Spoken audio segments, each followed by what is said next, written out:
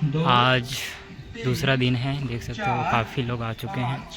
6, 7, 8, 9, 10, 11, 12, 13, 14, 15, 16, 17, 18, 19, 20, 21, 22, 23, 24, 25।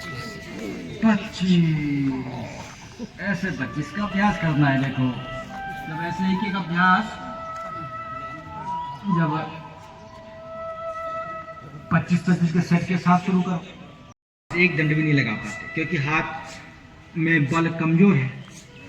तो अपने बल को बढ़ाना है तो भुजंगासन से प्रारंभ कर सकते हैं। चलिए, ये हो गया भुजंगासन के 2 अभ्यास।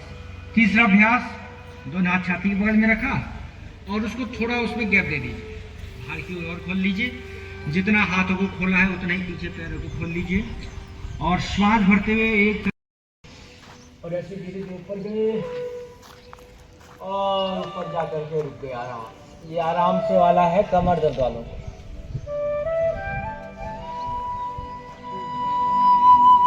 धीरे से वापस एक बार और।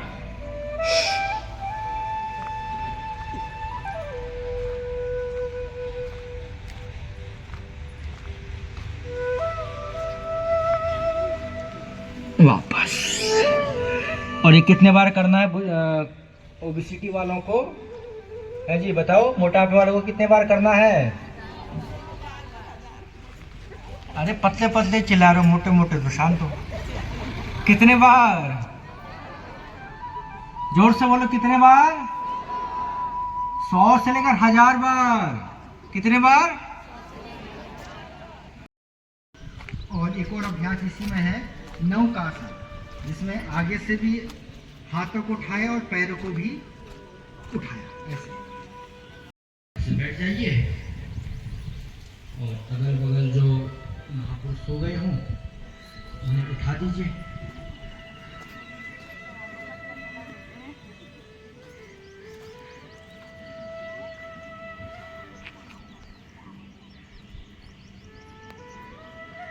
आपको लेट करके कई सारे अभ्यास कराए, कल बैठ करके भी कुछ अभ्यास और कराएंगे।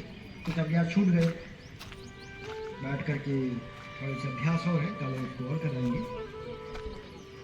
लेकिन 2-3 अभ्यास देखिए हमें छोड़ने नहीं है। एक अभ्यास तो कठिन व्यायाम का उतना तो रोज करना है। देखिए, जब तक हमारा शरीर चल फिर रहा है तब तक कठोर व्यायाम नहीं छोड़ना, कठोर अभ्यास करना है, जिसमें आप सूर्य नमस्कार, दंड बैठक और दौड़ लगाइए, ऐसे करो। और अरे वाह जी, 200 कर दिए इन्होंने। एक बार जोरदार कर से ध्वनि कीजिए। 200 कर दिया, 200 प्लस हो रहे हैं। हाँ, अब 200 प्लस कर रहे हैं भाई, रुक जाओ।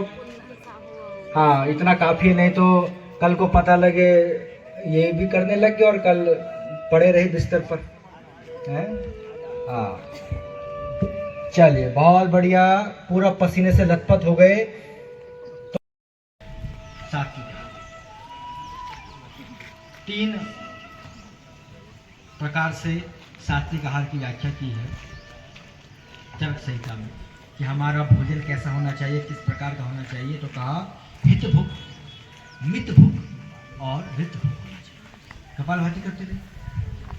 हित भुक अर्थात आपके लिए क्या हितकारी भोजन है वो होना चाहिए। अब किसी का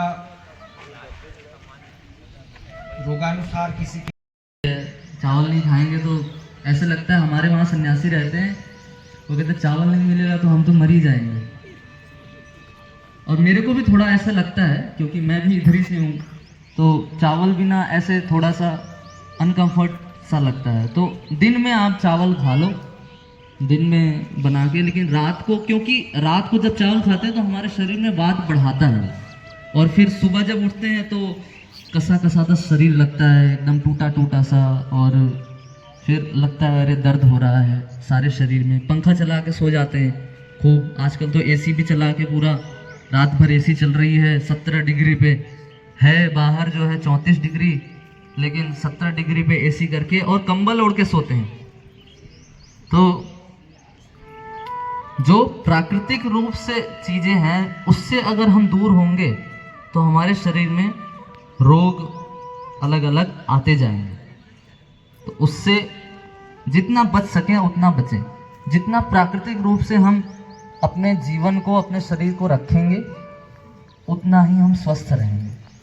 और हर प्रकार से जब आप रूम में एसी चला के सोते हो तो ऑक्सीजन का लेवल कम हो जाता है, तो उसमें अच्छे से नींद भी नहीं आती है।